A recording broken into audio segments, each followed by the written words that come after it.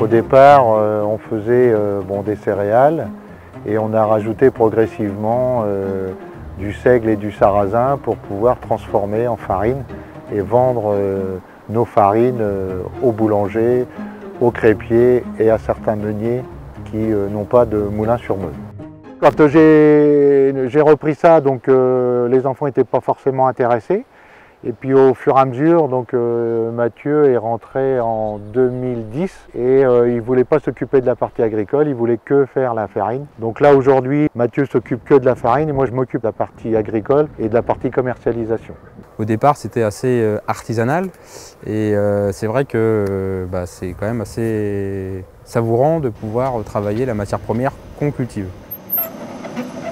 On récolte donc le blé sur la période de juillet-août et puis le sarrasin, lui, va se récolter sur la période d'octobre. On le nettoie une première fois donc au silo.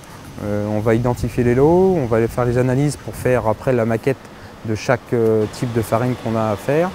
Et puis une fois que ça c'est fait, on va le reprendre, le grain, on va le renettoyer une deuxième fois et puis on va le mouiller de façon à l'attendrir et après on va donc le mettre au moulin. On va le faire passer sur plusieurs meules avec plusieurs passages et on va faire des moutures diverses de façon à pouvoir offrir aux clients différents types de farine pour différents types d'utilisation. Aujourd'hui, on a un petit peu industrialisé le process de façon à pouvoir respecter certaines réglementations. On respecte un certain nombre de procédures sanitaires et hygiène au niveau du moulin. Donc effectivement, le fait d'ajouter plusieurs passages, le transport pneumatique, les tamisages de sûreté, du fait que voilà, on a pu mettre ça en place pour pouvoir satisfaire d'autres clients encore qui rejoignent la ferme. On a labellisé la farine avec donc Terre de la Loire qui permet de valoriser la production eurélienne.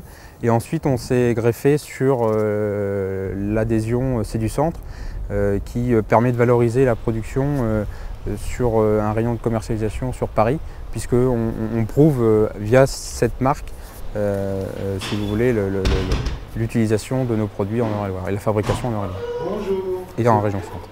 Et c'est vrai que quand on va en région parisienne, le fait d'adhérer et d'avoir une marque prouve notre professionnalisme et ça nous aide vraiment à développer nos produits, parce qu'il y a cette notion de circuit court, d'agriculteur, de transformateur, de producteur. Et ça, pour nous, c'est quand même une très très bonne chose.